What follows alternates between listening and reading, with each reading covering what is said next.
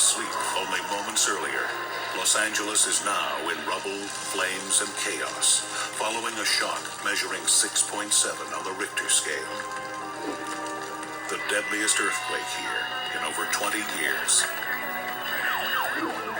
The destruction is heaviest at the quake's epicenter in the suburb of Northridge. The most urgent crisis is here at the Northridge Meadows apartment complex. The ground floor of this 3-story building has collapsed, trapping dozens of frightened residents beneath tons of debris. Now, the desperate efforts to save them will become one of the defining moments of this disaster. I knew right away it was an earthquake, and I looked around the room and I saw things flying through the room. The sudden, vicious quake immediately brings a wall down on Steve Langdon, who lives on the first floor. Seconds later, as he lies helpless, the second and third stories of the building also come crashing down on what was once his bedroom. I didn't know it was a second and third story, but I tried to get out and get from underneath from whatever was on top of me. I was in probably 18 to 24 inches of crawl space. This was a three-story building. It is now a two-story building. Even as the aftershocks continue through the day, firefighters work to find Steve and others buried in the unstable rubble. Residents who already escaped the building spur the rescuers on. Firefighters strain to hear sounds of human life within the ruins. Fighting through immense pain, Steve calls to them, but it's no use. Every time I heard somebody close, I would yell. I was in this pain and I was trapped there. There's nothing I could do. Across the rest of the city, fires burn out of control. Broken water and gas lines create havoc on city streets. Aftershocks continue to terrorize the city. And underneath what was Northridge Meadows, Steve Langdon waits for deliverance. I remember praying to God and asking for his help because I was in so much pain and I didn't know how long I could withstand the pain. Finally, firefighters hear Steve's desperate cries for help. We got somebody! After more than 5 hours pinned beneath a 3-story building, Steve Langdon is the last person brought out alive. Here he comes. The ordeal leaves Steve in excruciating pain, with 5 crushed ribs, a broken collarbone, and a punctured lung. But with 16 of his neighbors dead, he knows it's a miracle he survived. To be that close to death and survive it and able to talk about it is something you'll never forget. While earthquake survivors like Steve Langdon may never forget their experience, experts fear others will. They say if we don't learn from this tragedy, what happened at Northridge Meadows will happen again.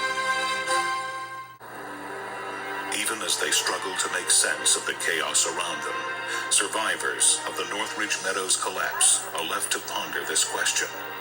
Why did 16 of the 58 deaths suffered in the entire Los Angeles earthquake happen in this one building?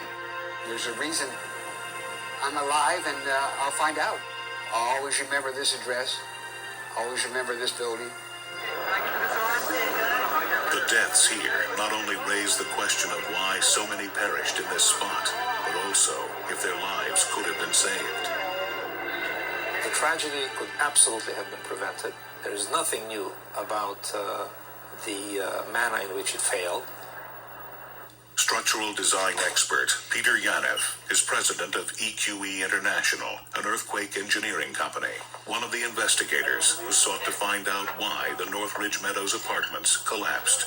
He fears that the lessons of this building will soon be forgotten. Unfortunately, all too often it takes a disaster to get people interested, and unfortunately, people forget rather quickly. Yanev says the problem is inherent in many older buildings all over the world. To accommodate more cars, lower-level parking garages have been incorporated into many apartment building designs. But this means apartments above these garages often rest on poorly supported structures, or even empty spaces, creating what's called a soft-story structure. So what you have is a very flexible building on the bottom and a very stiff, heavier building on top, which is kind of the reverse of what you really should have in an earthquake. So the very flexible ground floor, what we call the soft floor, collapses. If the Northridge complex were built today, it would not pass new, stricter building codes. But Yanev says there is no law in Los Angeles requiring owners to undertake the cost of retrofitting dangerous older buildings. In the next earthquake, we'll have the same problem because still, most places do not have anything in place that requires strengthening protection of inadequate buildings. Lawyer Joel Castro believes the errors at Northridge Meadows go beyond outdated building codes. To research a lawsuit, Castro goes back inside the destroyed complex with a video camera, even as the aftershocks continue. The building was not only poorly built, it was poorly designed. We actually know how to build apartment houses and homes that won't fail, as Northridge Meadows did. And we actually knew that well before Northridge Meadows was constructed. In the wreckage, Castro's camera records what he claims are construction failures that led not only to the collapse of the building, but also to the ordeal of the survivors. We always asked ourselves this question: how difficult was it for residents of Northridge Meadows having to negotiate through these dangerous and treacherous hallways at 4:30 in the morning with no electricity and no lights? So we're just astonished that they actually got out and that more people were not seriously injured or killed. The lawsuit is eventually settled out of court, but for survivors like Steve Langdon, no court of law will be able to restore his peace of mind. Still have a lot of fears of things falling on me. I don't sleep any more than maybe a couple hours at a time in the night, but I'm seeing a psychologist for that reason, and it's just going to take time. As the physical damage is repaired, memory of this tragedy will fade, leaving many to worry that the lessons of Northridge Meadows will fade too, not to surface again until the next killer quake.